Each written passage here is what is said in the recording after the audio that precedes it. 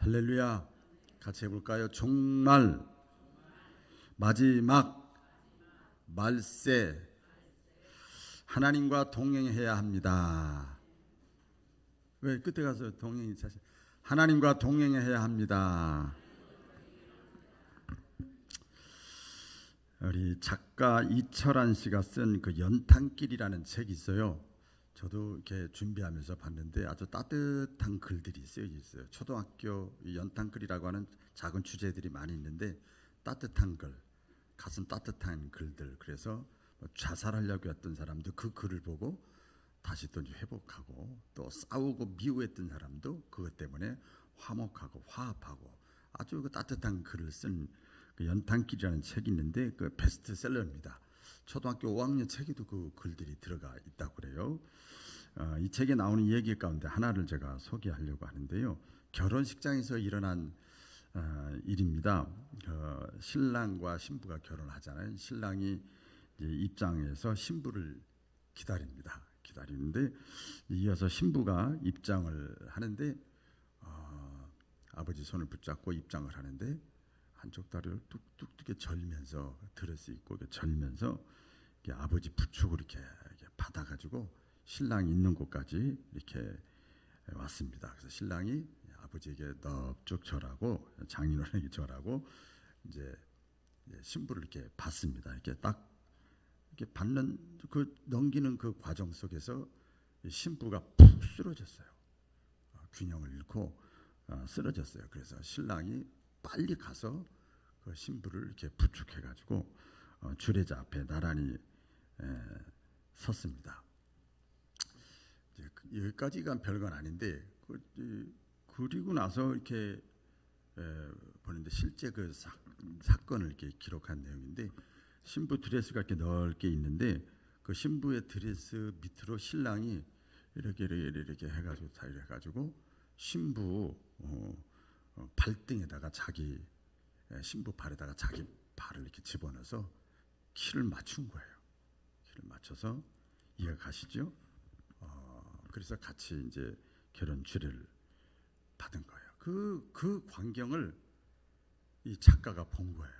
그래서 막 자기뿐만 아니라 많은 사람들이 막 감동의 눈물을 흘렸던 그것을 이제 기록을 해놨습니다. 그래서 거기서 결혼은 아름다운 동행이다. 그런 그 말을 했습니다. 그렇죠. 결혼은 동행이죠. 연애는 가끔 보지만 결혼은 같이 끝까지 밤낮 24시간 같이 삶을 살잖아요. 우리 성경에 보면 우리가 예수님을 믿는 순간에 예수님은 신랑 비유를 들었어요. 우리가 신앙생활을 하도 하나님이 안 보이니까 헷갈리니까 어떻게 해야 될지 모르니까 우리가 예수님을 믿는 순간 예수님은 신랑이고 우리는 신부래요. 그렇죠? 그러니까 우리가 신앙생활이라고 하는 게 결혼생활이나 마찬가지예요. 예수님하고. 그렇죠? 이것은 항상 동행하는 거예요. 동행. 믿으시면 아멘. 그리고 똑같이 비유를 이렇게 들었죠. 아까 그 찬송을 제가 몇 번을 불렀어요. 그래서 예수 신랑 되신 주님과 함께 주와 같이 길 가는 것 즐거운 일 아닌가.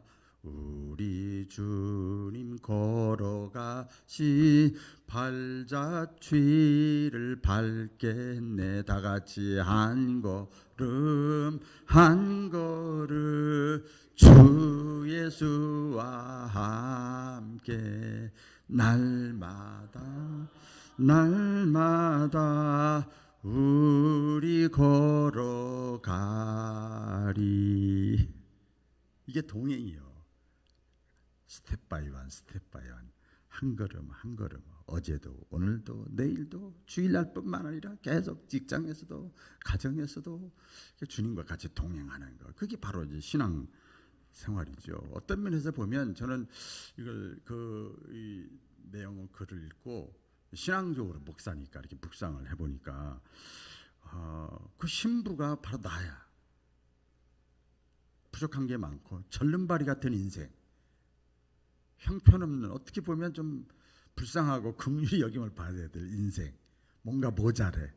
전래분발이 같은 우리 인생이 주님을 만나가지고 온전한 사람이 되는 거예요. 할렐루야.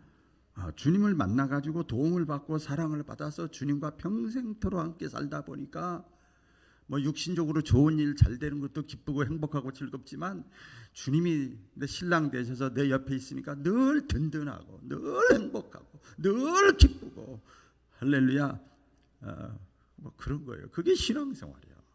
그래서 신앙이 좋은 사람은, 믿음의 사람은 주님 신랑 대신 옆에 분이 계시니까, 여러분 환경이라는 게 사건이 뭐 갑자기 돈을 잃어버려서 갑자기 병이 났어, 갑자기 사기를 당해, 그래도 물론 속상하지, 스트레스 받지, 마음 아프지, 괴롭지, 막 원망불평하고 되지요, 뭐 이렇게 되지요. 그래도 그건 잠깐이고 다시 주님이 내 옆에 딱 계시니까 다시 순식간에 이겨버리는 거예요. 여러분, 의인의 믿음 생활은요, 천국에서 사는 게 아니에요. 이 땅에서 그런 거 저런 거 다 당해도, 그런 게 왔어도 왔다가 가는 거예요. 그래서 7번 넘어져도 금방금방 오뚜기와 같이 다시 일어나는 거예요. 주님이 신랑 되면 그렇게 되는 거예요. 할렐루야. 우리 바울교회 성도님들이 다 그런 성도들 신앙생활 할 수 있기를 바랍니다. 오늘 본문에 보면 이 평생 동안 하나님과 동행한 사람이 있어요. 누구죠? 에녹이에요. 뭐 알기는 뭐 거의 100점입니다. 우리 교회 수준이 높아서 에녹이 평생 동안 하나님과 동행을 했어요. 이따가도 말씀드리겠는데 이게 보통 아니야, 보통 아니야. 어떻게 평생 동안 하나님과 동행해? 지금 예배드리는 이 순간, 요 순간 30분, 40분, 1시간도 동행을 못 하는데 정신과 마음이 딴 데가 있고 막, 하나님은 육체가 아니고 영인데 그거 하나도 집중을 못하고, 너무 안타까워, 너무 안타까워. 300년 동안 하나님과 동행했대요. 늘 교감이 이루어진 거예요. 에녹이 그랬어요. 자, 에녹이 보통 어떤 사람이길래, 어떤 믿음을 가졌길래 그럴까? 이 두 가지를 제가 찾았는데요. 이 성경에 그대로 나와 있는 겁니다. 에녹은요, 믿음인데 하나님을 기쁘시게 하는 믿음이 있었어요. 따라해보세요. 하나님을 기쁘시게 하는 믿음. 믿음 때문에, 하나님을 기쁘시게 하는 믿음 때문에 그래요. 하나님을. 오늘 그 말씀에 보면 5절 말씀 한번 읽어볼까요? 5절 시작. 믿음으로 에녹은 죽음을 보지 않고 옮겨졌으니 하나님이 그를 옮기심으로 다시 보이지 아니하였느니라.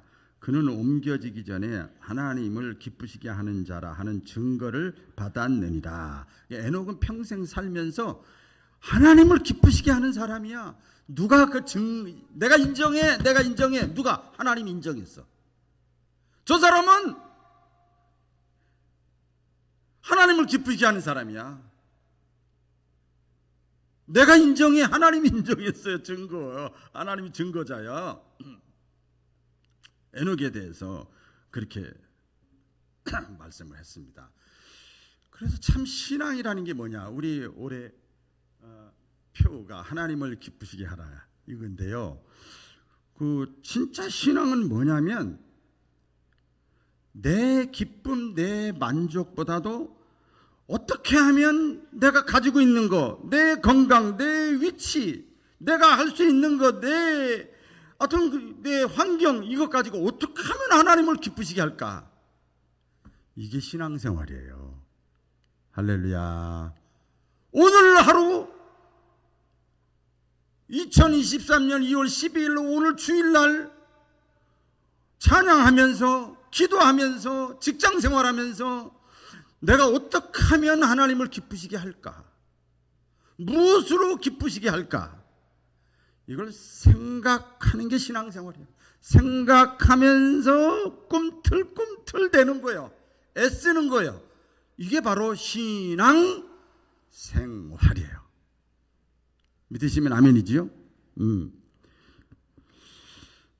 근데 성경에 보니까, 물론 옛날 사람도 그랬겠지만 참 성경의 예언이 왜 이렇게 딱 맞는지 몰라요. 참 저도 얼마 안 살았지만 옛날 10대, 20대 때하고 지금하고는요, 하늘과 땅이요. 뭐가 하늘과 땅이냐? 시대가 변한 것도 하늘과 땅이지만 사람들의 마음이 다 변했어. 많은 사람들이 자기 배를 하나님 삼는다 늘 말씀하잖아요. 전체 이기주의에 빠져 있어요. 전부 개인주의에 빠져 있어. 어떻게 신앙생활을 그렇게 하냐고. 주님을 만난 경험이 없는 사람이 그렇게 하면 이해가 되지. 주님을 경험한 사람이 물론 자기 만족, 자기 기쁨을 위해서 살 수도 있지요. 그게 100% 나쁠 수는 없어요. 근데 전부가 어떤 분이 그러더라고요. 전부 왕자병, 공주병에 걸려있대. 여러분 그래요. 돈 많고 많이 배워야 왕자병, 공주병인 줄 알았어요? 외모가 잘나야? 전혀 그렇지 않아요. 제가 이렇게 보니까 다 잘났어. 다 나름대로 자기 소견에 오라. 전부 이기적이고 개인주의적이고 그런 삶을 자기중심으로 생각하고 행동하는 거예요. 어떻게 똑같은 하나님을 믿고 똑같은 성경책을 갖고 있는데 어떻게 신앙의 모습이 천차만별일 수 있을까? 여러분 신기하지 않아요? 전 처음에 이해를 못했어요. 어떻게 장로님이, 권사님, 집사님이 신앙생활 오래 했다는 사람이 저럴 수 있을까? 초창기 목회 땐 그랬어. 이때 하나님이 말씀하십니다. 너희가 정말 너희의 마음의 소원이 있고 성경대로 하면, 너희가 잘되기를 원하면, 잘되기를 이 땅에 살면서 원하면 너 기쁨보다도 먼저 나를 기쁘시게 하라. 나를 기쁘게 해봐라. 아멘. 에녹은 자기의 삶을 통해서 어떻게 하면 내가 하나님을 기쁘시게 할까 그 생각만 하면서 살았어. 자, 그러면 하나님을 기쁘시게 하는데 어디 가서 해야 돼요? 저기 우크라이나 전쟁 가서 거기서 해도 돼요. 미국 가서 해도 되고, 아프리카 가서 해도 되고, 다 돼요. 다 되는데 우리 성경에서 보면요, 우리 성령 받으면, 은혜 받으면, 야, 예수가 그리스도다, 진리다, 하나님의 아들이다. 그러면 어디서부터 그 받은 기쁨을 나눠야 되냐면 예루살렘과 온 유대와 사마리아와 땅끝까지 이르러, 이렇게 순서를 정해 놓으셨더라고요. 그러니까 내가 은혜를 받고 하나님을 어떻게 하면 내 기쁘시게 할까? 어디서부터? 가정에서부터. 할렐루야. 가정이 예루살렘이라는 게 어떤 면에서 가장 가까운 곳에서부터 하나님을 기쁘시게 하는 거예요. 여러분 다 가정들이 있으시잖아요. 뭐 다투거나 부부싸움 같은 거 할 거나 부모 자식 간에 뭐 할 때면 너 때문에 그래. 너 때문에 이렇게 된 거잖아. 당신 때문에 그래. 그런 거 있죠. 그래서 우리 가정이 있게 된 거고, 내 자식이 있게 된 거고, 내가 이런 성격으로 변한 거고 말이야. 이렇게 얘기를 하잖아요. 서로 원망을 하는데요. 잠언 15장 17절에 보니까요, 이런 말씀이 있어요. 여간 채소를 먹으며 서로 사랑하는 것이 살찐 소를 먹으며 서로 미워하는 것보다 나으니라. 이런 말씀이 있어요. 그러니까 가정에서는요, 지체잖아요. 지체. 아버지는 머리 준 머리 역할하고, 엄마는 손발 역할하고, 다 지체자 붙어 있잖아요. 손이 나고 머리가 나고 다리가 나요. 가족 공동체, 거미줄과 공동체로 연결돼 있잖아요. 그러니까 어떻게 돼요? 손이 아프면 머리도 아픈 거고, 다 아픈 게 그게 가정이잖아요. 그렇죠? 그러니까 어떻게 돼요? 내가 먼저 손 내밀고, 내가 먼저 용서하고, 내가 먼저 불쌍히 여기면 천국 가정이 되는 거예요. 할렐루야. 거기서부터 하나님을 기쁘시게 하는 거예요. 까짓거 내 남편에게 내가 그까짓 거 못 쓰게 밟고라 그러더니 맨날 빨아주겠다. 그거 하나 못해요. 그거 하나. 뭐 자존심 부릴 게 뭐 있어. 알거물 거 다 아는데. 내 자식에게, 내 부모에게, 내 형제에게 하나님을 기쁘시게 할 것이 무엇인가를 찾아보고 묵상해보면요, 답이 다 나와요. 다 나옵니다. 그래서 주 예수를 믿으라. 그리하면 너와 내 집이 구원을 받으리라. 항상 너와 내 집 같이 연결시켰어요. 여러분, 가정에서부터 이렇게 하나님을 기쁘시게 하는데 이렇게 시작돼요. 그 다음에 어디냐? 가만 보세요. 교회야, 교회. 할렐루야. 가정도 교회지만 이 교회 공동체잖아요. 교회 공동체잖아요. 교회 내에서 하나님을 내가 어떻게 하면 기쁘시게 할까? 교회 왔으니까 교회라고 하지만 나도 계속 들어보세요. 어떤 분 이게 제가 신앙생활하고 또 목회하면서 보니까 좀 신기한 분들이 많아. 신앙생활을 이상하게 하는 분들이 많아. 아유, 그런 건 교회 가라고 그래. 이거는 교회 가라고 그래. 막 이런 분들이 쉽게 얘기하는 사람이 있어요. 가만히 그걸 묵상해봤어. 지금까지 목회하면서 제가 38년 목회해서 묵상해봤어요. 그게 그런 건 이런 건 교회 가라고 그래. 그게 뭔 소린가 봤더니 장로님들이 하라 이거야. 그럼 목사님이 하라는 거예요. 그것은 교회 가라는 거. 거기서 알아서 해라는 거야. 여기에 이제 초점이 맞춰져 있는 거예요. 여러분, 근데 이것은요 잘 몰라서 하는 말이지요. 누가 교회입니까? 누가 교회예요? 하나님의 성령이 거하는데 너희가 성전인 것을 알지 못하는, 내가 교회잖아요. 외국 가가지고 내가 잘못하면 내가 욕먹고 끝나요?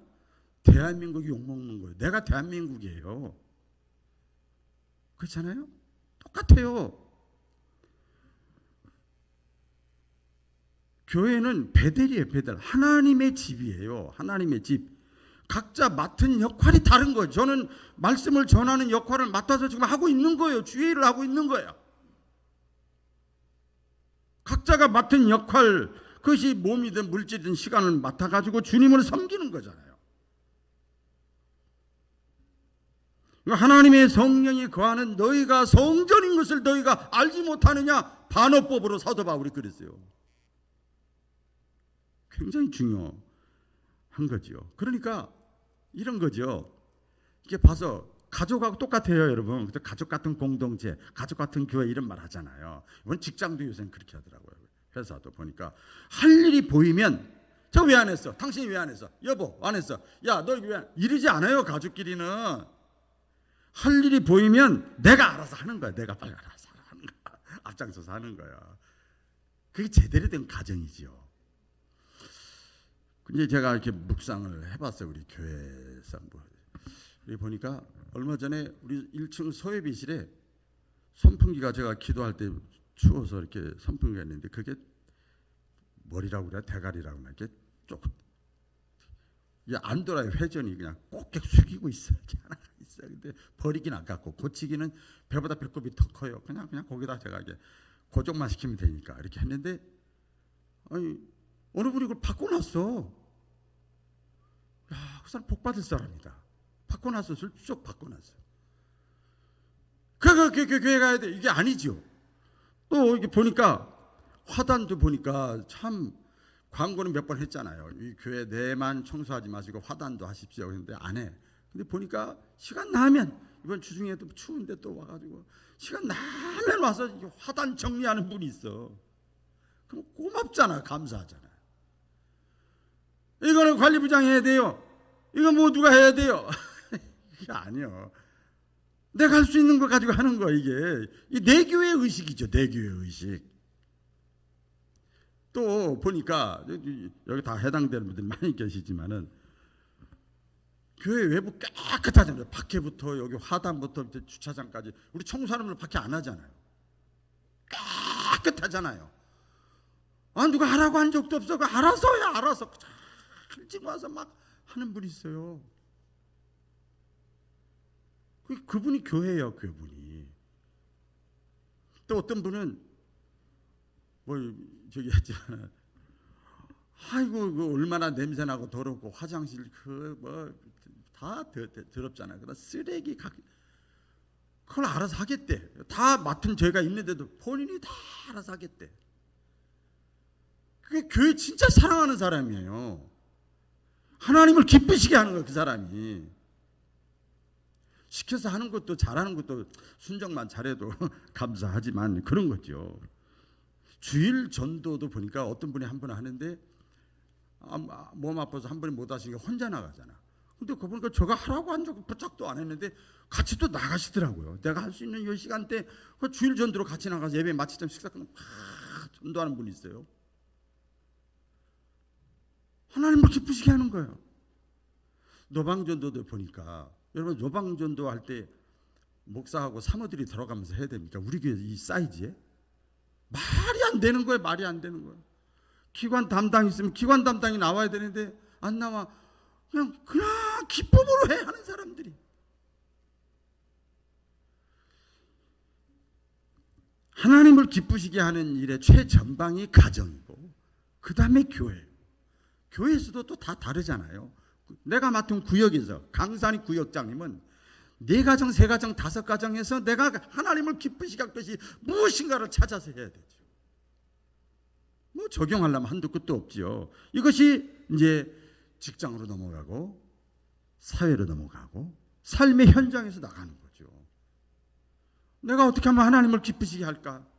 에녹은 늘 그 생각만 한 거예요. 300년 동안. 자, 무엇으로 기쁘게 해야 되느냐? 아이고, 나는 좀 그런데 자, 여기 보면은요. 무엇으로 기쁘게 했는가 하면 에녹은요. 딱 한 가지입니다. 잘 들어보세요. 따라해 보겠습니다. 믿음.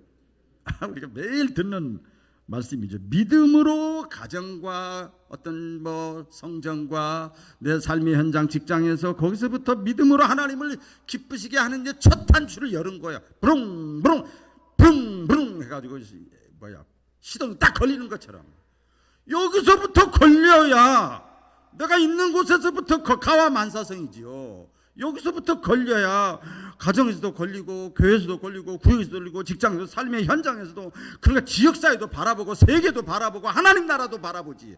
여기서도 안 걸리는데 이게 바라보겠어요? 하면은 부담이나 되지. 선교하라 그러면 그렇잖아요. 아버지 하나님의 마음을 잊지 못하지요. 우리 다시 한번 반복해서 읽어볼까요? 제가 2번이나 했는데 다시 시작. 믿음으로 에녹은 죽음을 보지 않고 옮기셨으니 하나님이 그는 옮겨지기 전에 하나님을 기쁘시게 하는 자라 하는 증거를 받았느니라. 그러니까 하나님을 믿음으로 에녹은 300년 동안 오직 믿음으로 하나님을 기쁘시게 했어요. 무엇을 많이 해야 될까, 무엇을 어떻게 해야 될까 이게 아니고 그냥 믿기만 하면 돼요. 자, 이제부터 보세요. 믿기만 하면 됩니다. 믿기만 하면 돼요. 믿으면 하나님이 기뻐하셔요. 자, 우리 히브리서 11장 6절 시작. 믿음이 없이는 하나님을 기쁘시게 하지 못하나니 하나님께 나아가는 자는 반드시 그가 계신 것과 또한 그가 자기를 찾는 자들에게 상 주시는 이심을 믿어야 할지니라. 믿음으로 살면 믿음이 없으면 하나님을 기쁘시게 합니다. 믿으면 하나님께서 반드시 상 주시는 것을 확신하라 이 말이에요. 자, 보세요. 우리가 사람 살면서 보니까 내가 좀 기도 생활도 잘 못해. 돈도 없어. 배운 것도 없어. 또 성격이 또 뭐나. 뭐 이런 다 사람마다 다르잖아요. 다. 내가 좀 불완전한 면이 많이 있어. 그런데 누군가가 나를 믿어줘. 예? 누군가가 나를 인정해주고 믿어주면은요, 내가 부족한 게 많은데 신앙생활 A 샘플로 못해. 사회생활도 인간관계 샘플로 내가 못하는데도 믿어줘. 그러면 어때요 기분이? 나는 그 정도 안 되는데 나를 믿어주고 인정해주면 기분 나빠요? 아니에요. 그러면요 괜히 마음속에 이렇게 더 열심히 하고 싶은 마음이 생겨요. 그렇죠? 더 잘하고 싶은 마음이 생기는 거예요. 여러분들 자녀들 키울 때 그랬지만 저도 그랬어요. 뭐 제 자신 얘기해서 죄송합니다만 저는 그렇게 했어요. 다른 뭐 목회하니까 뭐 직접 자녀들에게 어떻게 할 수가 없어요. 뭐 주말이면 더 바쁘니까. 일봐서 주말 다 놀러 가야 되고 다 시간 가져야 되는데 전 반대잖아요. 뭐 불평불만 할 때가 있어요. 그래서 제가 이제 그때 했던 기억이 많이 나요. 지금도 아마 방송을 보고 있을 거예요. 나 너 믿는다. 그 말하고 나가버려. 나 너 믿어. 나도 믿어. 우리 부부간에도 그렇잖아요. 나 당신 믿어요. 당신이 실패하고 이렇게 했어도 나 당신 믿어요. 그러면요 막 기쁜 거예요. 이게 불완전한 사람에게도 그렇게 인정해주고 신뢰해주고 이러면 기쁜데 하나님은 완전하신 분이잖아요. 아멘. 당연히 믿어야 돼요. 당연히 범사에 하나님을 인정해드려야 됩니다. 믿으시면 아멘. 당연히 믿어야 되고 신뢰해야 되고 인정해 드려야 돼. 당연한 것 하는데 하나님은 그걸 기뻐하셔. 할렐루야. 하나님은 당연한 것을 하는데도 하나님은 너무 기쁘셔서 내 마음의 소원을 내가 이루어 주마 그래요. 여러분 애완견, 저는 애완견이라고 하지만 애완견 죄송합니다. 애완견을 왜 사랑해요? 우리 몇 번 있어요. 심야기도 때 제가 했는데 낮에는 못 하겠어요. 뭐 애완견 이름 물어보니까 구름이도 있다고 그러더라고요. 어떤 분이 구름이, 제가 구름은 바위암인데 구름 어쨌든 간에 왜 사랑하는 줄 아세요? 애완견을? 애완견은요 주인에게 무조건 복종이야, 무조건 순종이야, 그냥 무조건 딸랑딸랑이야. 그죠? 무조건 신뢰해, 무조건 믿어주는 거야, 무조건 충성해 주는 거야. 어떻게 주인에게 기쁨 받으려고, 사랑 받으려고 최선을 다해. 그렇지요? 야 귀찮아 그래도 막 자기 나름대로 최선을 다해. 그게 좋은 거야. 왜? 남편이나 아내나 자식이나 나한테 그렇게 뭐 안 하거든. 근데 그렇게 하는 거예요. 응? 어린 자녀들 보니까요, 제가 어린 자녀들 키울 때 어떻게 키우는지 모르겠지만 이제 할아버지가 돼가지고 이렇게 손주들을 보니까요, 진짜 지금 자식 며느리 보야 아무것도 아니더라고요. 아무것도 아니야. 머리들이 커가지고 말 안 들어. 자기 생각이 있어. 근데 애기들은요 절대 그냥 너무너무 막 그냥 따라주고 막 인정해주고 믿어주는 거야 무조건. 그러니까 사랑스럽더라고요. 비유가 될지 모르겠어요. 그런데 우리 예수님 말씀에서 이렇게 묵상하면서 예수님 말씀했어요. 또 예언, 마지막 종말 때가 되면 많은 사람들이 믿음의 길에서 떠나가고 믿는 이런 믿음을 가진 자를 찾아보겠느냐. 예수님이 탄식하셨어요. 우리 바울교회 성도님들 다 그 예언의 말씀을 경고 삼아서 하나님께 인정받고 사랑받는, 하나님을 기쁘시게 하는 믿음의 사람들 되기를 축복합니다. 두 번째, 마지막입니다. 두 번째 보면요, 이 에녹은 믿음인데 어떤 믿음이냐면 하나님과 동행하는 믿음이에요. 무조건 신뢰하는 것도 중요하지만 하나님과 동행하는 믿음이에요. 우리 다 같이 읽어볼까요? 시작. 에녹은 65세에 무드셀라를 낳았고 무드셀라를 낳은 후 300년을 하나님과 동행하며 자녀들을 낳았으며 그는 365세를 살았더라. 에녹이 하나님과 동행하더니 하나님이 그를 데려가심으로 세상에 있지 아니하니라. 에녹의 믿음은 300년 동안 하나님과 동행하는 믿음이었어요. 아까 말씀드렸죠. 이거 보통 믿음 아니라고. 왜 보통? 이거 위대한 믿음이요, 거룩한 믿음이요, 따라갈 수 없는 믿음이요. 보니까 제가 하면서 그래 그래서 위대한, 보통 막 써놨는데 동행이라는 게 뭐예요? 같이 길을 걷는 거, 한 걸음 한 걸음. 그렇죠? 주님과 함께 삶을 늘 교감하며 사는 거예요. 그것이 동행인데 우리가 우리의 믿음은 하나님과 동행하는 믿음인가? 가만 보니까 아까도 말씀드린 이 한 시간도 동행을 못하는데, 주일날 온전히도 동행을 못하는데, 한 달도 못하는데, 일주일도 동행을 못하는데 300년 동안 하나님과 동행했다. 이 사람은 사람이 아니지. 우리 그런 얘기 있잖아요. 교회 내에서 신자인데 교회 밖에 나가면 불신자야. 가정에서 어머니 아버지 신앙을 보니까 자녀들이 본받을 게 하나도 없는 거야. 안 되는 거죠. 안 되는 거죠.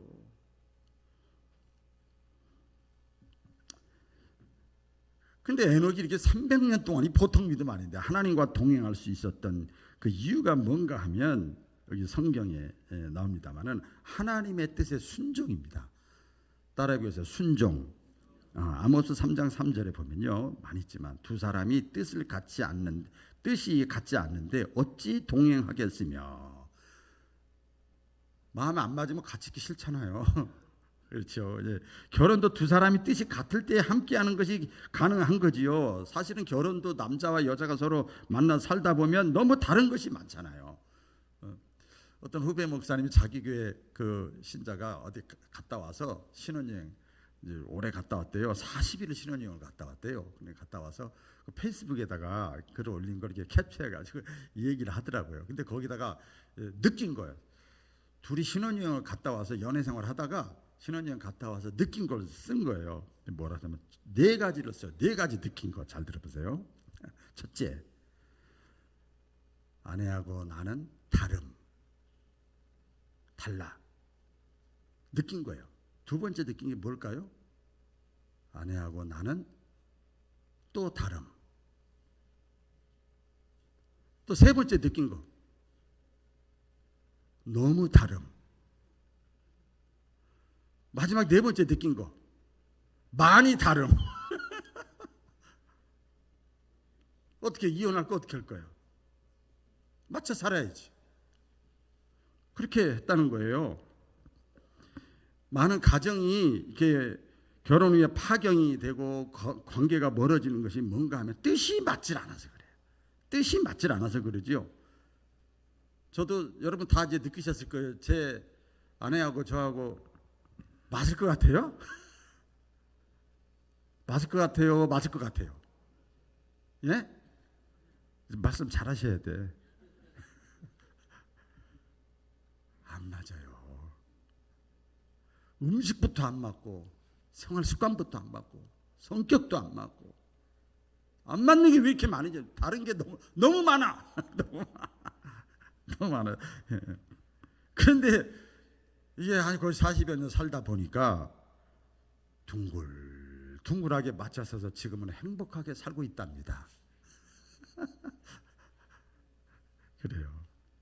제가 지난주에 지지난주에 함열교회 그 장로님 부부 헌신 예배를 갔다 왔어요. 오후에 갔다는데 그 담임 목사 부부하고 이제 넷이서 또 저녁에 또 식사 대접한 날 또 가서 식사를 했는데 그 얘기하는 거예요. 아, 올해부터 우리 마음을 둘이 바꿨어요. 간증을 하는 거죠. 한참 선배니까 얘기하는 거. 뭔가 그랬더니 한 사람은 걷는 걸 좋아하고 한 사람은 등산하는 걸 좋아해. 그런데 중요한 게 뭐냐면 한 사람은 걷는 걸 싫어하고 한 사람은 등산하는 걸 싫어한대. 그래서 이렇게 하다 안 되겠다. 이제 50대 한 중반 돼 가는데 그래서 우리 서로 싫지만 다르지만 나하고 안 맞지만 우리 서로 한번 내려놓고 한번 맞춰봅시다. 그래서 이제 실천에 옮겼대. 지난주에 가서 이제 한 달 됐잖아요. 그렇게 했다고 간증을 제가 하는 걸 들었습니다. 에녹이 제가 이렇게 일반적인 얘기를 하면서 보면 에녹이 하나님을 기쁘시게 하겠다고 결심하면서 딱 사는 그 과정 속에서 자기의 뜻을 내려놓은 거예요.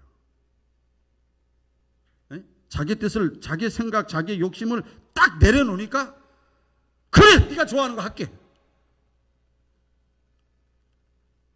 네가가 아니지. 에녹 입장에서 하나님이 좋아하는 거 할게요. 네, 하나님이 좋아하는 삶을 살아볼게요. 가만히 또 여러분 생각해 보세요. 왜 내 뜻을 내려놓고 내 욕심을 내려놓고 내 어떤 이익이나 내 어떤 왜 내려놓고 하나님 앞에 내려놓고 하나님의 뜻에 순종하고 하나님의 뜻에 맞춰야 될까? 우리 성경이 많이 말씀하잖아요. 하나님의 뜻이 가장 선하기 때문에 그렇습니다. 믿으시면 아멘. 이게 뭐가 선해? 나 지금 안 선해. 나 지금 굉장히 괴롭고 힘들어. 이게 안 맞아. 내가 지금 속상해 죽겠어. 근데 여러분 그것도 하나님의 뜻이에요. 하나님은 좋으신 하나님이신 것을 믿으시기 바랍니다. 하나님은요 반드시 합력하여 선을 이루시는 하나님이에요. 우리 예수님을 보세요. 여러분 예수님 이 땅에 계실 때 하나님과 3년이지만 동행하는 삶을 사셨어요. 예수님이 이 땅에 살면서 그래요. 내가 이 땅에 존재하는 이유는 내가 이 땅에 태어나고 말씀을 전하고 제자들을 선택하고 내가 또 이렇게 기적을 행하고 내가 또 죽고 능력을 행하고 부활한 이 모든 것들은 하나님의 뜻이라는 거야. 하나님의 뜻을 이루는데 내 존재 가치가 있는 거야. 우리 요한복음 4장에 보면은요 예수님 말씀하십니다. 예수께서 이르시되 나의 양식은 나를 보내신 이의 뜻을 행하며 그의 일을 온전히 이루는 것이니라. 아멘. 사도 바울도 그랬잖아요. 내가 이제 육체 가운데 살아가는 이유는 나를 위하여 자기 몸을 십자가에서 피 흘려 돌아가신 예수 그리스도를 위하여 사는 것뿐이다. 그것 때문에 돈도 필요하고 건강도 필요한 거지. 또 예수님이 마지막 십자가를 앞에 놓고 이렇게 기도하잖아요. 아버지여, 만일 내 아버지의 뜻이거든 이 잔을 내게서 옮기시옵소서. 그러나 내 원대로 마옵시고 아버지의 원대로 되기를 원하나이다. 그 죽기 전에도 하나님과 동행하는 거야. 아멘이죠. 예. 그분의 뜻에 내 뜻을 맞추는 거야. 그 죽기까지 순종한 거예요. 또 예수님이 제자들에게 기도를 가르칠 때도 그랬지요. 주기도문이잖아요. 이게 보면은 뜻이 하늘에서 이루어진 것 같이 땅에서도, 여기 요한의 원의 뜻을 보면 내 삶을 통해서도 이루어지기를 원하나이다. 그게 내 존재의 목적이야. 돈 버는 목적이야. 건강하는 목적이야. 직분 받은 목적이에요. 그게 하나님의 뜻이 하늘에서 이루어진 것처럼 내 삶을 통해서 이루어지기를 원하나이다. 최고의 믿음이라는 것은 하나님의 뜻이라면, 성령의 감동이 오면 이것저것 재지 말고 순종하는 거예요. 에녹이 그런 믿음이 있었습니다. 순종하는 믿음, 따라해보게. 순종하는 믿음.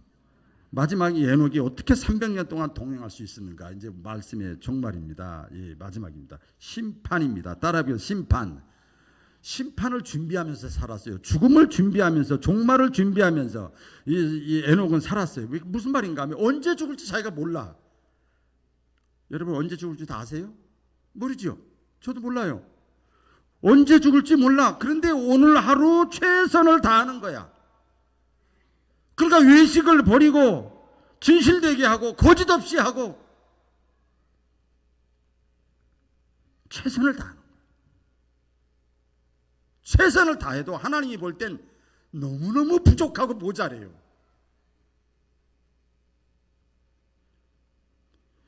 묵상을 해봤어요. 에녹은 무두셀라를 낳기 전에는, 성경에 보니까요, 본문을 묵상해 보니까 무두셀라를 낳기 전에는 하나님과 동행을 못했어요. 근데 무두셀라 아들을 낳은 다음부터 에녹은 하나님과 동행을 했어요. 동행이 시작이 됐어요. 잘 들어보세요. 지금부터. 그 이유는 왜 그런가 하면 무두셀라라고 하는 아들의 이름 때문에 그래요. 이름 때문에. 그 무두셀라의 뜻이 뭔가 하면 죽으면 심판이 온다. 따라해보겠어요. 죽으면 심판이 온다. 이게 무두셀라의 뜻이에요. 그러니까 에녹이 아들 무두셀라를 낳고 아들의 이름을 부르고 아들의 그 행동을 볼 때마다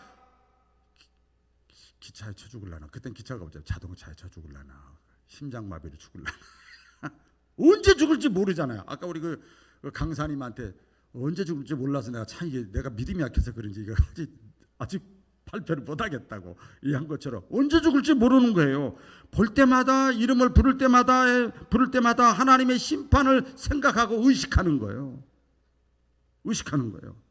실제로 하나님의 심판 날짜를 한번 계산해 볼까요? 여러분 과학 좋아하고 현대의학 좋아하죠? 자, 얼마나 정확한지.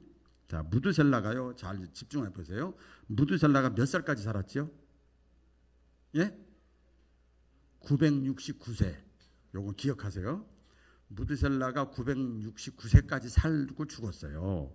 자, 그런데 무두셀라가 187세에 라멕을 낳았어요. 라멕.